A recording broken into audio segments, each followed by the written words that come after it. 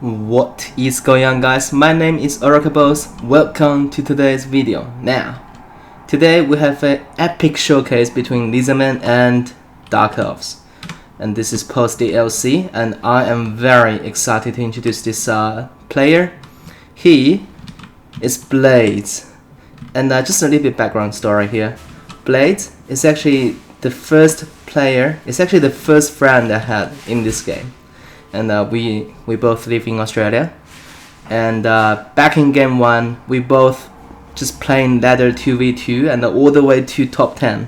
So I am so excited when he messaged me on Steam and that he's coming back to play, and he actually sent me this replay here, and it's so epic, and it's very glorious, and that's exactly what Blizza actually brought here. He is commanding Lizardman, and he has brought not Croak,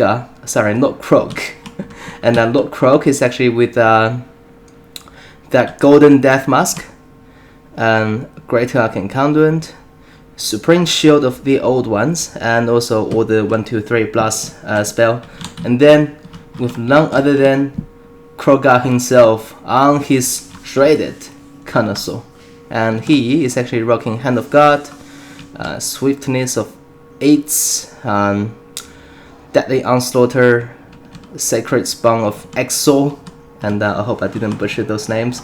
And then we have 1 unit of Bastillon Solar Engine, and also on the battlefield we do have some Skin Cohort units, 3 of them, and also we have 2 Solar Spears on each flank, and also we do have some cavalry contingent here, Cold One Riders, 2 of them, and we do also have some Vanguard deployed Skink Skirmishers. Now, Skink Skirmishers are very good in this case, and we're gonna get to that later.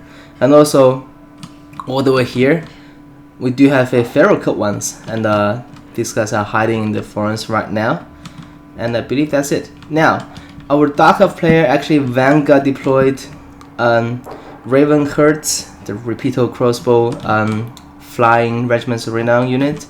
And also we have Dark Riders Expo, we have 1 Harpy, and we have Doomfire Warlocks, 1 of them. And all 4 of these are Vanguard deployed behind the Lizardman 9. And for the bulk of his army, he actually brought this is another counterpart of the Hydra, but it's anti-large. And I did introduce this unit. I think it's great. It has a lot of versatility. And I mean, even though it's anti-large, but it's got 55 MA, which means it's still gonna do a lot of damage to infantry. And then we do have 1 unit of Witch Elves, and we have 1 unit of Blackguards of Nagrand and Executioners. Now, post DLC, both of these units actually gained plus 4 HP per model, which means the health got boosted up all the way to 6750, which is, in my opinion, very, very, very solid. And then we do have a Crow Hellbone on her chariot, I should say, or whatever it's called for Dark Elves. And then she's actually rocking Gaze of Cain. Gaze of Cain is amazing. 3-time use, AoE Rampage, plus a lot of leadership, a lot of weapon strength, a lot of MA. Like, definitely one of the best AoE buff spells in the game. And then we do have Witch Brew, which means it can buff herself to do a lot of damage.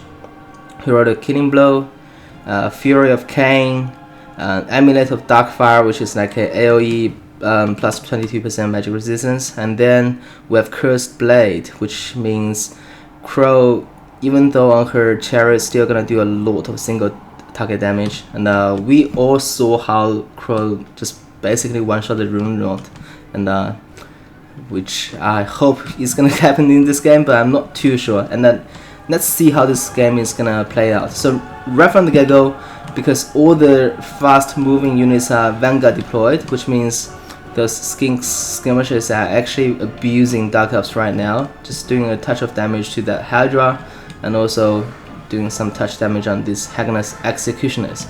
And then Dark Elves are pushing in quite eagerly, trying to just basically one-shot this pocket, but keep in mind that this is that's a Hand of God casted onto Ravenhurst. Actually killed 1 model, which is not too shabby. And then the Code 1 Knight Riders are charging in onto the Witch Elves. I'm not too sure whether that's the best target they can get on. And then we have Gates of Cain actually got activated. Everybody here is gaining a lot of leadership, a lot of MA, a lot of weapon strength, which is huge for Dark Elves. And then, oh sorry, that's not Hand of God, that's actually just Bastillodon Solar Engine shots. My bad. But right now on the flank, the Hydra is actually 1v2 against a Skirmishers and Code 1, Feral Code 1s. And these guys are having a world of trouble fighting the Hydra. And then Doomfire Warlocks are about to get engaged with those Code 1 Knights and also the Spears. Solar Spears and Code 1s can actually give them a hard time, I'm not too sure. And here, the Rainmakers are actually trying to dish out some damage onto, I believe, onto those skin cohorts. I'm not too sure who is targeting. But here, finally Krogar is about to pop all his spells and just dive into this engagement here, which is fantastic. And together we do have a Code 1 Riders coming in as well. And our Dark Elf infantry actually got routed, which is not too good. His Executioners is to pushing right now to save Crow, but I'm not too sure why it's still waiting. Now the Spring Shield of the old ones got casted as well, and Solar Spears are pushing in, even though Black Guards are not around. And oh, Executioners actually got blasted. Oh my gosh, I completely missed that. That was like there must be a number 3 blast, like one shot this entire Executioner unit just immediately off the battlefield, which is huge. And now the Code 1s is about to escort them outside the map. And this Black Guards is to pushing right now to save Crow though. Oh, Crow guy is coming. The Crow guy is gonna do a lot of damage onto Crow, and Crow right now actually popped that Witch Brew, which means she is actually rampaged, which is even worse. And also the Black Guards actually got stopped by those skin cohort. So I mean, Crow guy is one of the best SEM node in the game right now. I mean, arguably he is the best, because the only competition is him and Kolek. So Holek, in my opinion, is worse than Kroga. I mean, in terms of 1v1 power, Kolok is actually coming on top. But in terms of slippery, mobility, and also damage output, and also immune to stock, Kroga is amazing. Right there, Kroga actually killed Crow Hellabone effortlessly, I should say. And now it's just a matter of time to deal with those Black Guards of Lagrand.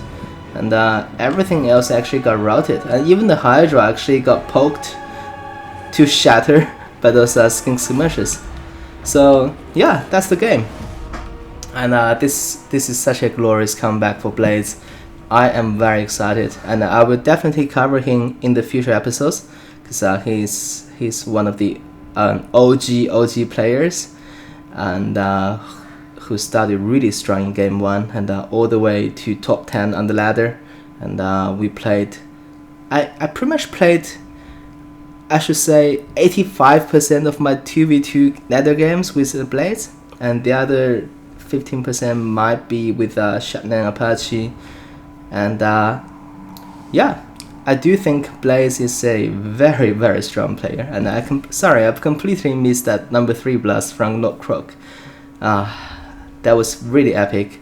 120 kills, amazing stuff. And yeah, hope you guys enjoy the cast. For now, Orokaboss signing off.